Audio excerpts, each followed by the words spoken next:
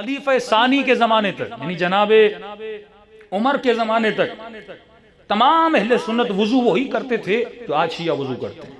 خلیفہ ثالث یعنی جناب عثمان کے زمانے میں وضو کی ترتیب بدل گئی۔ کیسے بدلی؟ سب کو پتا تھا کہ اس طرح وضو کرتے ہیں، لیکن ترتیب بدلی کیوں؟ انہوں نے کہا ہم قرآن سے جو نتیجہ لے رہے ہیں ہو سکتا ہے رسول خدا نے نتیجہ اور لیا ہو، تو انہوں نے قرآن کی آیت پڑھی کہ فَاغْسِلُوا وُجُوهَكُمْ وَأَيْدِيكُمْ إِلَى الْمَرَافِقِ، دھو اپنے چہروں کو، وَأَيْدِيكُمْ، ید ہاتھ کو کہتے ہیں، اپنے ہاتھوں کو کہاں تک؟